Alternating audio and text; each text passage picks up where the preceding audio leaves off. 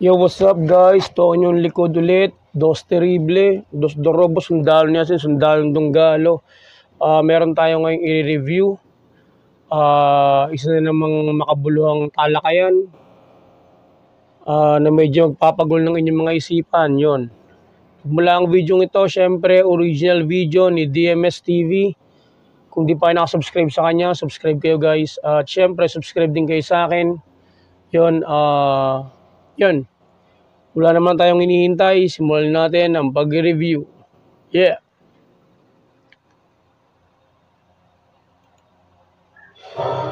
Unggoy na ipinadala sa Pluto.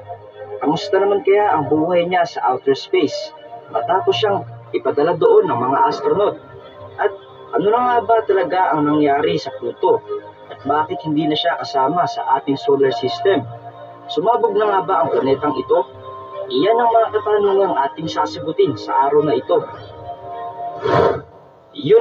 What's up mga idol? Maligayang pagbabalik na naman sa ating channel. Maraming salamat. So yun nga patungkol dun sa planetang Pluto. Siyempre, isa namang kaalaman para sa ating lahat. Sige, tuloy. Din sa pag-click ng bidyong ito.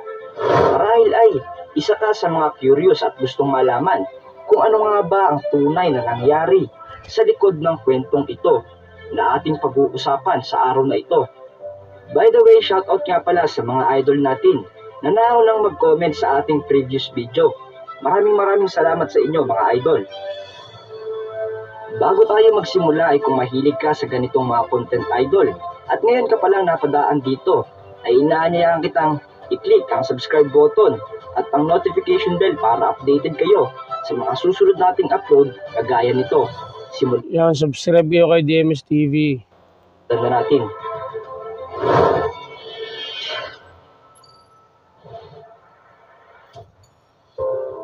Marahil idol, kung ikaw ay ipinanganak noong 90s, malamang ay naabutan mo pang itinuturo sa mga paaralan na siyam ang planeta sa ating solar system. Binubuo ito ng Mercury, Venus, Earth, Mars, Jupiter, Saturn, Uranus, Neptune, at Pluto. Ngunit, bakit noong 2006 ay inanunsyo ng NASA na ang planeta sa ating solar system ay 8 na lang dahil di umano ang Pluto ay hindi nakasama dito? Ano kaya ang totoong nangyari sa Pluto? Bakit siya natanggal sa listahan ng mga planeta sa ating solar system? Tinamaan kaya siya ng isang malaking asteroid na nagdulot ng pagsabog nito at tuluyan na nitong pagkawala? Ang Pluto, ang pinakamalayo sa araw at pinakamaliit na planeta sa ating solar system. Matatagpuan ito sa Kuiper Belt o yung ring na nakapalibot sa orbit ng Neptune. Nadiskubre ito ni Clyde Tombaugh noong February 18, 1930 at kinilala itong planeta ng mga tao hanggang August 8, 2006. Hanggang 2006 lang nga nakasama sa listahan ng mga planeta ang Pluto. Noong mga sumunod na taon ay natanggal na ito. Hindi dahil sa ito ay nawala o sumabog, dahil sa pagtama ng isang asteroid. Ang totoong dahilan ng pagkawala ng Pluto sa ating solar system ay hindi nito taglay ang tatlong katangian ng isang planeta ayon sa IUA o yung International Astronomical Union. Pero pasok naman ang Pluto sa kwalifikasyon ng pagiging isang dwarf planet. Kaya naman, simula noon, nakasama na siya sa listahan ng mga dwarf planet sa ating solar system. At sa kasalukuyan, meron na tayong 3 dwarf planet at isa na nga dyan ang Pluto. At alam nyo ba na ang pangalan ng Pluto ay binigay ng isang 11 years old na batang babae?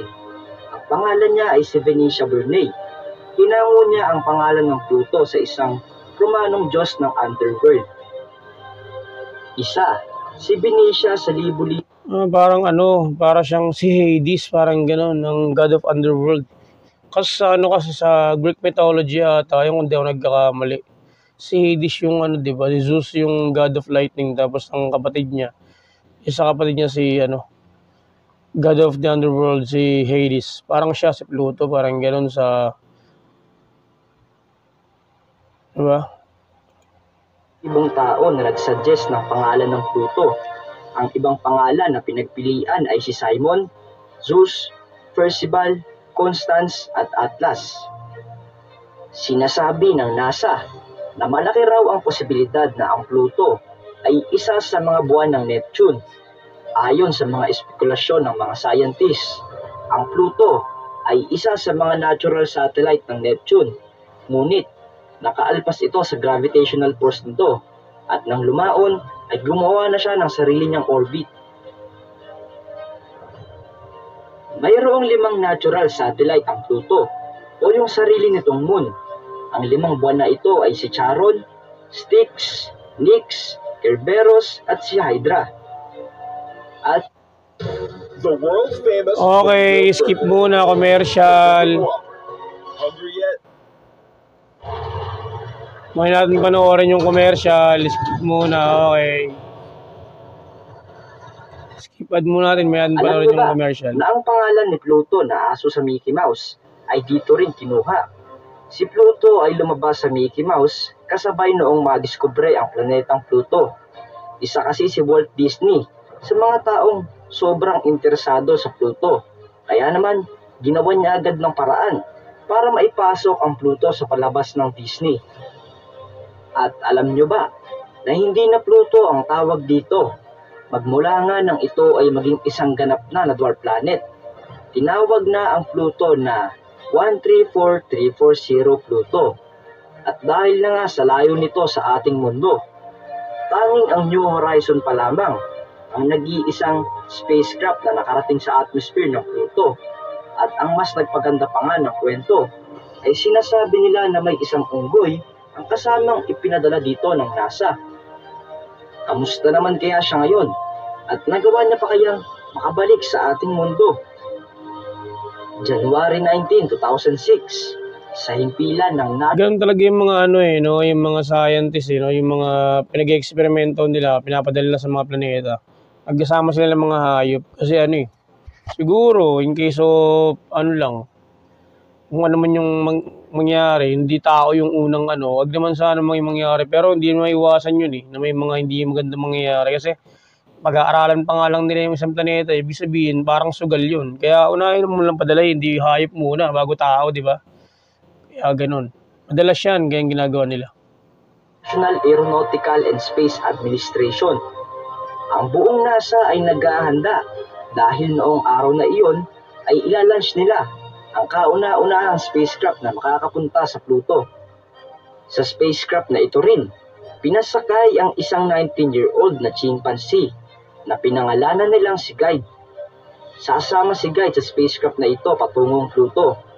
Noon pang 2004 si Guide na nasa himpilan ng NASA. 2 taon na rin siyang nagte-training sa loob ng spacecraft na ito. Talaga namang sinigurado ng NASA na si Guide ay magiging handa sa lahat ng mga magaganap. Ngunit, bakit nga ba? Kung kayo guys, halimbawa, operang kayo ng pera, mag-exploration sa isang planeta, payag ba kayo? Diba? Parang adventure pero napakadelikado, no? Kasi kaya nga exploration, di ba? Kasi explore nyo pa lang yung planeta kasi hindi nyo pa nga napupuntahan. Wala kang idea kung ano mga pwede mangyari, parang gano'n. Para siyang sugal, di ba? Sugal para sa siyensya at sa buong sangkatauhan, parang gano'n. Pag nakabalik ka, swerte. Pag pinalas, gano'n talaga. Gano'n na yan, sugal nga Kumbaga 50-50, baka nga hindi lang 50-50, lamang yung mas delikado kasi wala kang idea sa lugar na pupuntahan mo Diba? Game. Isang chimpanzee ang pinili ng NASA na ipadala sa Pluto kasama ang spacecraft na ito, imbis na tao. Gayong higit na mas kayang i-operate nating mga tao ang mga bagay sa loob ng spaceship na ito. Dahil alam na kasi ng NASA na ang tsansa na hindi na makakabalik ang spacecraft na ito ay 98%. Ibig sabihin, 2% lang ang tsansa na magawa nitong makabalik sa Earth. Kaya naman, hindi na nila sinugal ang buhay ng isang tao. Imbis, nagpadala sila ng isang nilalang na maihahalin tulad sa ating mga tao na halos parehas na parehas ang postura ng katawan at kayang-kaya nilang maabot ang kapasidad ng pinag-aaralan ng mga tao. Kaya naman ayon sa isang teorya, sila raw ang pinagmulan natin. By the way, sa pagpapatuloy ng kwento mga idol, umasa pa rin ang NASA sa 2% na ito. Kaya naman, sinanay nila si Guide upang i-operate ang spacecraft na ito papabalik sa ating mundo kung sakali man. Ngunit, ano nga ba ang nangyayari kay Guide nang lumipad na siya sa kalawakan? Nagawa niyang makaabot sa orbit ng Jupiter. Kaya nga lang, dahil sa stress at lungkot, dahil nga mag-isa lang siya doon at wala siyang ibang nakikita kundi mga bituin sa kalawakan, ay unti-unti siyang nanghina hanggang sa siya ay tuluyan ng pumanaw. Nagawa ni Guide na makita at masaksihan ang ganda ng kalawakan gamit ang kanyang mga hubad na mata. Ngunit, kapalit nga lang nito ay ang kanyang buhay. Nagawa ng spacecraft na ito na makaabot sa orbit ng Pluto. Ngunit, wala na si Guide nang mangyari iyon dahil 7 taon ang itinagal bago makarating dito ang spacecraft na ito. At noong ika-4 na Grabe, no? 7 years yung paglalakbay. Isipin mo, 7 years. Matrapik ang na isang oras. Grabe ni. Payang 7 years ka maglalakbay. Grabe boring nun, no? taon nilang paglalakbay, namatay si Guide. Ibig sabihin, 4 years pa lang hindi na siya umabot. Namatay na siya sa lungkot, sa stress siguro, tsaka sa ano. Kumbaga, yun, na-stress na. Mag-isa lang. Ikaw ba nang mag-isa lang ng 4 na taon eh? Hindi na siya abot ng 7 years. Pero yung aircraft, umabot siya ng orbit ng Pluto. Kaso siya 4 years lang yung unggoy, namatay na. Saklap. 3 taon na siyang patay noong umabot sila sa Pluto.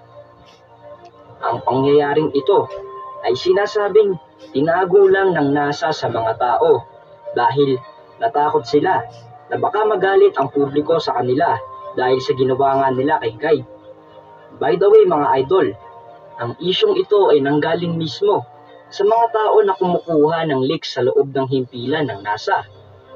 Ngunit wala pa rin mga patunay na ang isyong ito ay totoo dahil na nga wala namang masyadong lumabas na impormasyon sa NASA dahil sinikreto nila ito sa mga tao.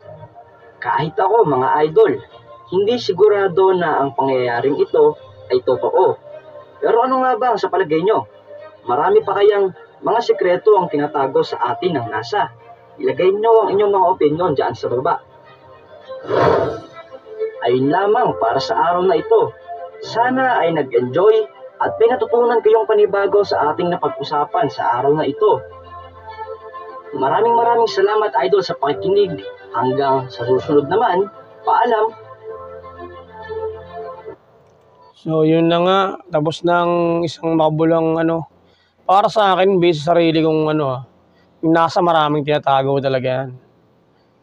Kaya kaya hanggang ngayon marami pa rin mga, di ba may mga naglabasang mga leak na fake daw yung mga ginagawang space exploration ng NASA, mga ganyan. Dami lang issue. Hanggang ngayon, halos lahat walang kasagutan. Gawa nung government kasi ang niyan isang malaking kumpanya yan eh. Mahirap na kalaban yan eh. Puro confidential, daming confidential. May mga alien pa na usapan yun.